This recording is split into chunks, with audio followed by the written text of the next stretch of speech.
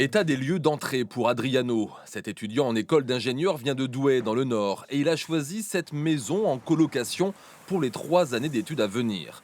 Pour son père, la surprise est venue du prix du loyer jugé agréablement bas.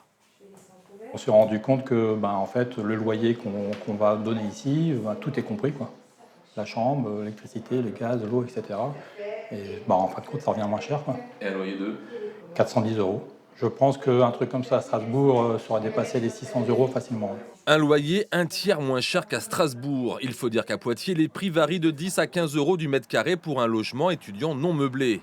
Ce qui place la ville au 3e rang des agglomérations les moins chères en France pour ce style de logement, derrière Le Mans et Limoges. Comptez 376 euros par mois pour un studio, alors que le prix moyen en France est 45% plus cher. Autant dire que les loyers poitevins sont une aubaine pour notre futur ingénieur. Avoir un loyer pas cher, ça permet aussi, de pouvoir se faire un peu plus plaisir. Sinon, moi, j'achète beaucoup de livres, donc savoir que je n'aurai pas à tout mettre dans le loyer et pouvoir acheter de temps en temps un petit livre, ça fait plaisir, quoi. Des petits prix qui profitent aussi aux agences immobilières. Celle-ci avait 48 appartements à louer fin juin. Il ne lui en reste aujourd'hui plus que 3. C'est quelque chose que les gens regardent avec attention, surtout avec le coût de la vie qui augmente aujourd'hui.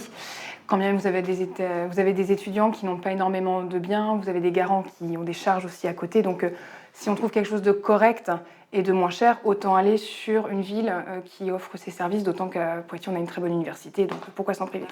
Bonne installation. Merci beaucoup. Bienvenue chez vous. Les étudiants de Poitiers ont intérêt à bien profiter des faibles loyers, car à en croire les professionnels de l'immobilier, la tendance devrait rapidement changer. Une tendance à la hausse, bien évidemment.